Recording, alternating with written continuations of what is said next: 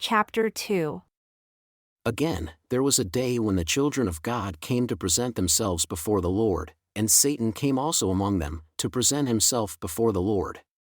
And the Lord said unto Satan, From where do you come?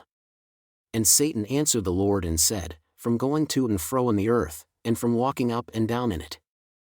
And the Lord said unto Satan, Have you considered my servant Job, that there is none like him in the earth? A perfect and an upright man, one that fears God and eschews evil. And still he holds fast his integrity, although you moved against him to destroy him without cause. And Satan answered the Lord and said, Skin for skin, yea, all that a man has will he give for his life. But put forth your hand now and touch his bone and his flesh, and he will curse you to your face. And the Lord said unto Satan, Behold, he is in your hand, but save his life. So Satan went forth from the presence of the Lord and smote Job with terrible boils from the sole of his foot unto his crown. And he took himself a potsherd to scrape himself with, and he sat down among the ashes.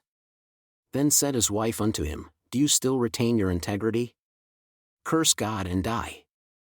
But he said unto her, You speak as one of the foolish women speak. What? Shall we receive good at the hand of God, and shall we not receive evil?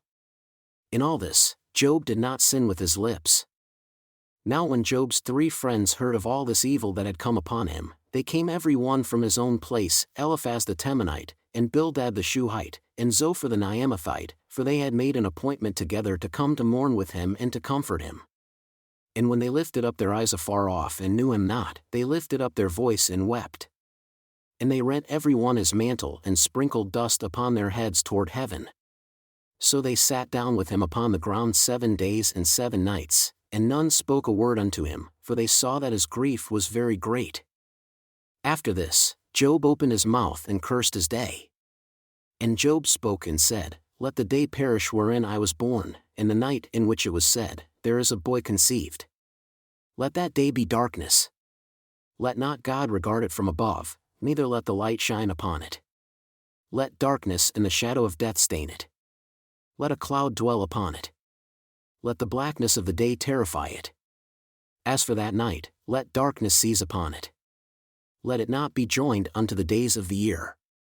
Let it not come into the number of the months. Behold, let that night be solitary. Let no joyful voice come therein. Let them curse at that curse the day, who are ready to raise up their mourning. Let the stars of the twilight thereof be dark. Let it look for light, but have none. Neither let it see the dawning of the day, because it shut not up the doors of my mother's womb, nor hid sorrow from my eyes.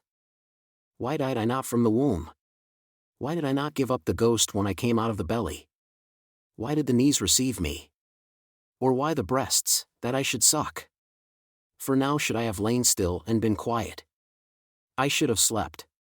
Then I would have been at rest with kings and counselors of the earth who built desolate places for themselves, or with princes that had gold, who filled their houses with silver, or as a hidden untimely birth, I would not have been, as infants who never saw light.